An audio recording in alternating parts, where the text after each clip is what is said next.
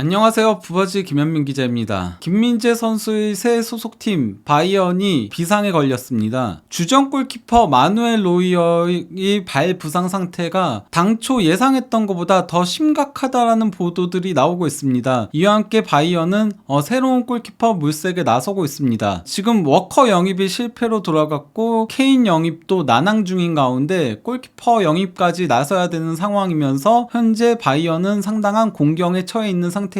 노이어의 상태와 그리고 새로 영입하려고 하는 골키퍼들의 면면, 그리고 현재 바이언의 이적 시장 움직임들에 대해서 살펴보도록 하겠습니다. 먼저 그 8월 7일 바이언 구단 공식 홈페이지에서 노이어가 발부상 후 이제 박은 나사 제거 수술을 성공했고 재활 훈련을 재개했다라고 올렸습니다. 이게 공식 홈페이지에 올라온 거고, 그러면서 약간 조금 희망 섞인 그런 얘기들이 나왔던 거였거든요. 그리고 이제 같은 날에 얀존모 골키퍼의 인테르 이적 오피셜이 떴습니다. 이건 바이아웃 조항이 있었다 보니까 바이언 입장에서는 붙잡을 수 없는 상태였는데요. 문제는 이러고 나서 발생을 한 거였는데요. 빌트지에서 제목으로 바이언 내부 공포, 노이어 복귀는 내년? 이렇게 기사가 올라온 거거든요. 그래서 이제 해당 내용을 그냥 간략하게 소개를 해드리자면요. 노이어가 비밀 수술을 받았고 상당히 불편하다라고 언급을 한 겁니다.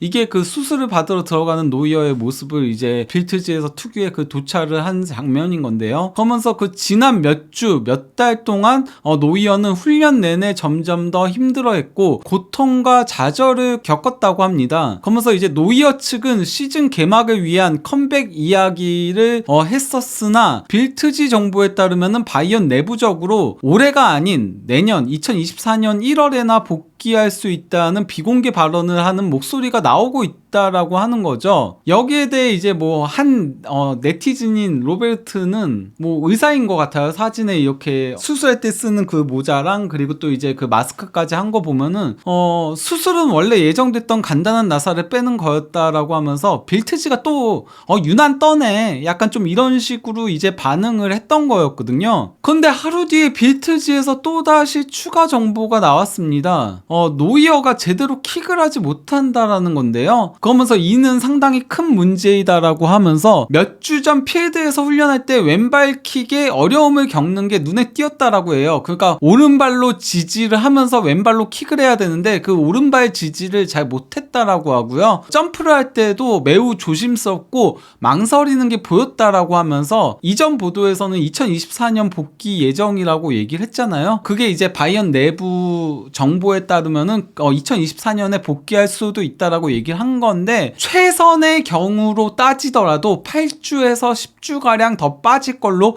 추정된다라고 얘기를 한 겁니다. 8주에서 10주면은 2달에서 길게는 3달까지인 거니까, 그러면은 올해 말에나 복귀가 가능하다는 소리인 건데요. 그래도 여기까지는 이제 빌트지 보도만 나온 거였잖아요. 근데 이제 그 슈퍼트 아인츠의 상당히 공신력이 높은 걸로 유명한 바이언 내부 기자인 캐리아우 기자 역시도 노이어의 문제가 점점 더 커지고 있다라고 기사를 올린 건데요. 이 내용이 어떤 거냐면요. 노이어에게는 아직 복귀하려면 시간이 필요하다. 그러면서 2024년 복귀할 수도 있다는 내용도 여기에 들어갑니다. 그러면서 처음부터 구단 내에서는 시즌 시작 전까지 골대로 돌아가려는 노이어의 목표에 대해 의구심이 있었다. 이 얘기는 많이 나왔었거든요. 그래서 이제 바이언이 골키퍼 영입을 고려 중에 있다는 얘기들이 있긴 했어요. 특히 이제 투엘 감독이 상당히 우려하고 있다는 얘기들이 많았었거든요. 그러니까 이미 개막전에 돌아온다는 거 자체에 의구심이 있었는데 현재 몸 상태는 더 안 좋기 때문에 올해 내에 복귀하기가 힘들 수도 있다는 그런 부정 섞인 전망들이 나오고 있다는 얘기인 거예요. 그러면서 이제 이상적으로 바이언은 이제 영구적인 넘버원이 될 가능성이 있는 골키퍼를 영입하고 싶어 한다라고 한 건데요. 그럴 수밖에 없는 게요. 바이언이 지난 시즌 모나코에서 준수한 활약을 펼쳤던 있었던 백업 골키퍼 알렉산더 뉴벨을 이제 슈투트가르트로 임대를 보냈고요. 또 이제 아까 얘기했다시피 얀존모 골키퍼도 인테르로 이적을 했거든요. 그런 상태에서 현재 그 바이언 1군에는 골키퍼가 노이어와 울라이 딱 2명밖에 없습니다. 근데 이제 노이어가 빠지게 되면은 울라이가 노이어를 대체해야 된다라는 소리인 건데요. 울라이 같은 경우는 일단 나이도 만 35세로 상당히 많고요. 노이어랑 동갑내기죠. 거기다가 이제 울라이는 선방 능력은 상당히 좋아요. 근데 이제 집중력이 매우 떨어지거든요. 그러다 보니까 이제 실수가 잦은 편에 속해요. 가장 최근에 있었던 바이언과 모나코의 평가전에서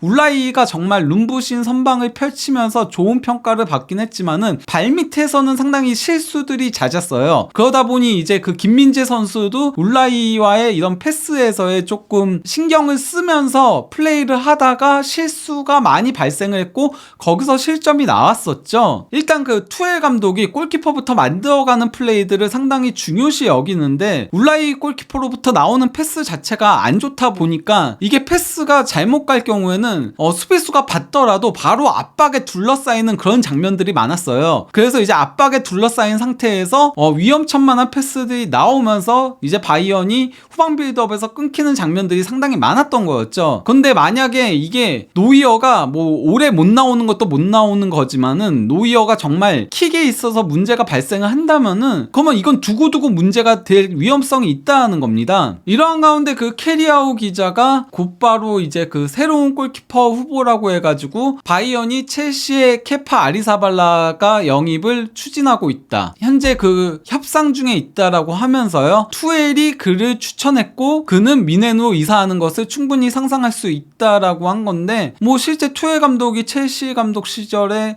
직접 그 케파를 써봤으니까 둘이 좀 연락처도 알고 있고 또 이제 케파의 장단점을 잘 알고 있다라고 할 수 있겠죠. 그러면서 첫 번째 회담은 이미 진행되었지만 다음 단계는 며칠 안에 결정될 것이다. 왜냐하면 바이언은 케파 외에 2명의 다른 후보가 영입 명단에 있기 때문이다라고 한 거고요. 플래텐버그 기자 역시도 캐리아우가 보도한 바대로 케파가 현재 바이언의 영입 후보 중 한 명이 맞다라고 한 겁니다. 그러면서 임대 영입 가능성을 타진 중에 있다라고 했고요. 여기에 더해서 이제 케파와 아약스 소속으로 지난 시즌 비아레알에서 뛰었던 룰리 골키퍼가 탑 리스트에 있다라고 했고요. 또 이제 그 모로코 주전 골키퍼였죠. 월드컵에서 상당히 좋은 활약을 펼쳤던 세비야의 야신 부누 역시도 후보군에 남아 있지만은 부누 같은 경우는 그렇게 현 시점에서는 뜨겁진 않다라고 했어요. 그리고 부누가 뜨겁지 않은 이유에 대해서는 세비야는 임대를 원하지 않는다라고 하는데 현재 그 바이언은 최대한 그래도 임대로 데려오려고 하고 있거든요. 그 이유는 케인 영입에 많은 이적료가 들게 되니까 다른 쪽 영입에는 조금 이적료를 아끼려는 그런 모양새인 거죠. 그리고 이제 현지 시간 8월 9일에 빌트지도 유료 독점 기사를 통해서 케파 영입을 추진 중에 있다라고 얘기했습니다. 유료 기사다 보니까 이렇게 뜨는데 들어가 보면은 케파의 얼굴이 나옵니다.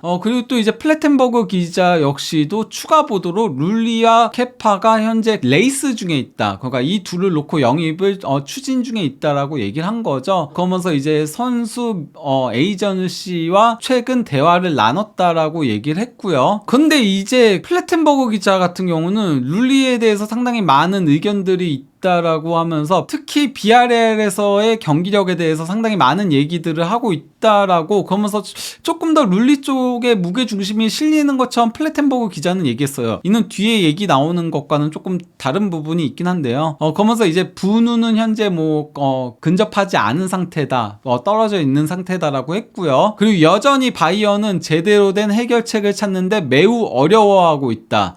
노이어의 복귀는 아직 시야권에 들지 않았다라고 하는 겁니다. 그러면서 바이언은 이번 주 이내에 새로운 골키퍼를 추진하길 바라고 있다라고 얘기를 한 건데요. 그러면 과연 그 첼시가 케파를 임대로 보낼 것인가가 관건이라고 할 수 있겠잖아요. 물론 뭐 첼시가 일단 그 8월 5일에 브라이턴 골키퍼인 로베르트 산체스를 영입하는데 성공했습니다. 산체스 역시 뭐 케파와 마찬가지로 스페인 선수이고 또 이제 스페인 대표팀에서 뛰고 있죠. 그러면서 지난 카타르 월드컵도 가기도 했었는데요. 그런데 이제 문제는 로베르트 산체스 같은 경우는 2020-21 시즌하고 2021-22 시즌까지는 브라이턴에서 주전으로 활약을 했어요. 그리고 2022-23 시즌도 전반기엔 주전으로 활약을 했었는데 후반기 들어서 스틸 골키퍼와의 경쟁에서 밀려난 상태입니다. 거기다가 이제 그 브라이턴은 로베르트 산체스의 이적에 대비해가지고 이미 페어브리엔이라는 골키퍼를 영입한 상태입니다. 근데 과연 첼시가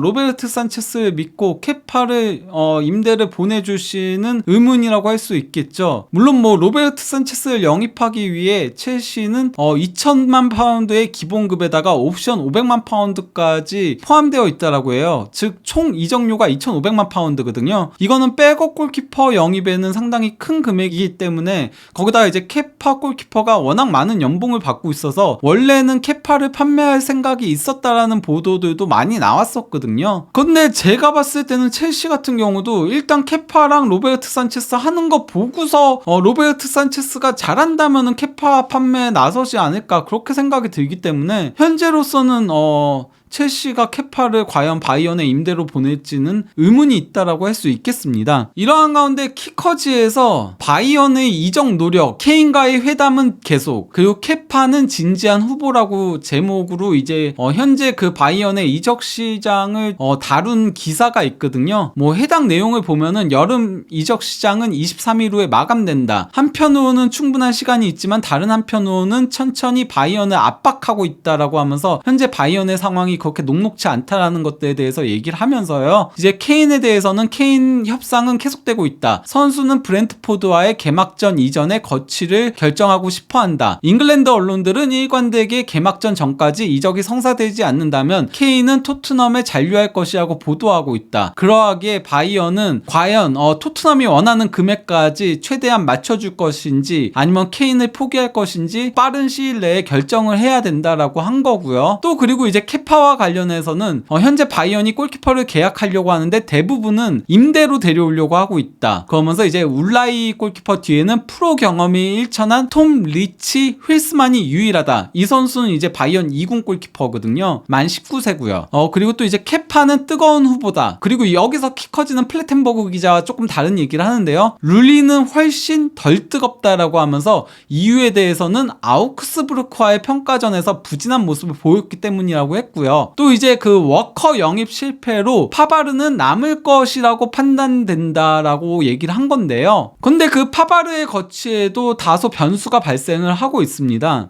맨유가 파바르 영입을 노린다라고 하는 건데요. 이거는 뭐 플래텐버그 기자만이 아닌 빌트지와 다양한 이제 독일 매체들에서 나오고 있는 겁니다. 그러면서 뭐 플래텐버그 기자가 첫 번째로 이제 먼저 파바르 관련해서 올린 SNS 내용은 뭐냐면요. 맨유와 구체적인 대화, 이 단계에서 관련된 모든 당사자들이 구두 합의를 진행하고 있다. 테나흐는 파바르가 다재다능한 수비수이기에 영입을 밀어붙이고 있다. 파바르는 바이언을 떠나고 싶어 한다라고 한 거고요. 그리고 이제 추가적으로 맨유 이 단계에서 파바르 포커에서 가장 인기 있는 팀 파바르는 테나흐가 원하는 대로 맨유에 합류하는 걸 상상하고 있다. 구체적인 회담이 진행 중이며 긍정적이다. 가격 평가는 약 3천만 유로. 투엘은 그를 잡고 싶어 한다. 하지만 파바르가 바이언을 떠나고 싶어 한다. 만약 파바르가 떠난다면은 클럽에 큰 손실이 될 것이다 라고 한 건데 사실 파바르가 떠나지 않더라도 이는 클럽에 큰 손실이 돼요. 왜냐면은 파바르의 계약 기간이 1년밖에 남지 않았거든요. 이것 때문에 바이언 보드진들이 고민을 하고 있는 거고요. 그리고 이제 캐리아우 기자 역시도 파바르와 관련한 얘기를 했는데요. 파바르와 맨유 사이에 어떻게 할 것인지에 대한 구체적인 협상이 현재 진행 중이다. 토마스 투엘과 바이언 보드진들은 특히 카일 워커가 취소된 후에는 그를 지키고 싶어 한다. 다만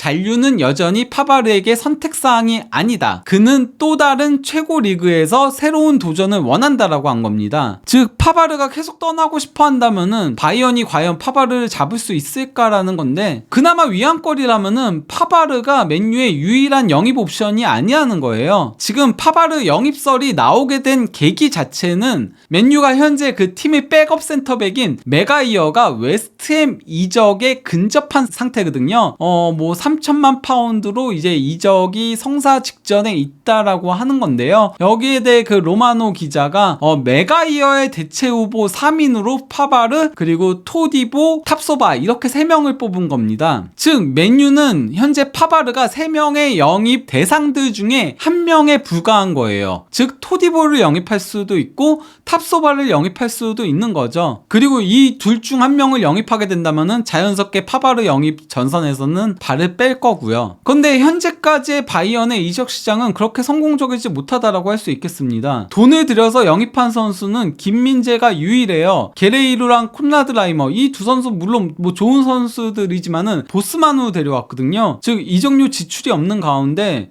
리카 에르난데스, 사디오 마네, 그리고 마르체 자비처, 얀존모 골키퍼가 이제 이적을 했고요. 또 이제 뉴벨도 임대를 떠났고요. 블린트와 아리누리는 계약 만료로 이적을 했고요. 그리고 이제 겨울에 임대로 영입했던 칸셀루는 맨시티로 임대 복귀했고요. 떠난 선수는 많은데 영입이 없고, 무엇보다도 바이언의 이번 여름 이적 시장의 최우선 영입 목표는 최전방 공격수였거든요. 그런데 아직까지도 이 영입이 이루어지지 못한 거죠. 거기다가 만약에 노이어가 2024년에나 복귀한다면은 골키퍼 영입도 필수라고 할 수 있겠습니다. 이런 상태에서 바이언이 남은 이적 시장 내에 케인이 베스트고, 설령 케인이 안 된다면은 적어도 저는 무아니급이 와야 된다라고 생각을 하거든요. 근데 무아니도 현재 파리 생제르맹 이적에 근접한 상태죠. 이렇게 된다면은 바이언은 실패한 여름 이적 시장을 보냈다라고 평가할 수밖에 없게 되는 거예요. 이러한 가운데 바이언은 오는 주말 DFL 슈퍼컵을 시작으로 2023-24 시즌을 맞이합니다.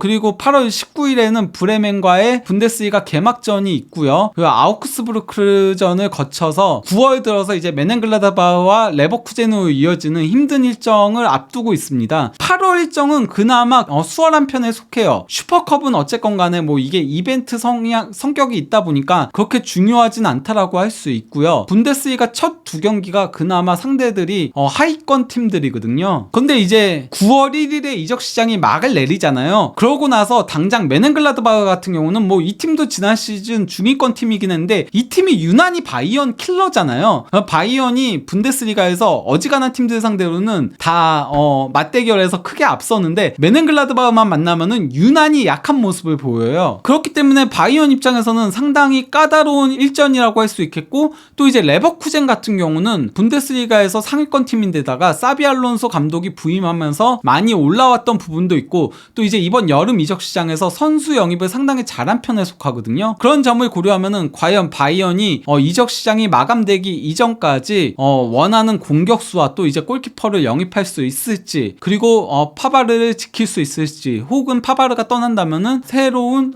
측면 수비수를 보강할 수 있을지, 앞으로의 상황도 한준TV에서 확인해 보시기 바랍니다. 감사합니다.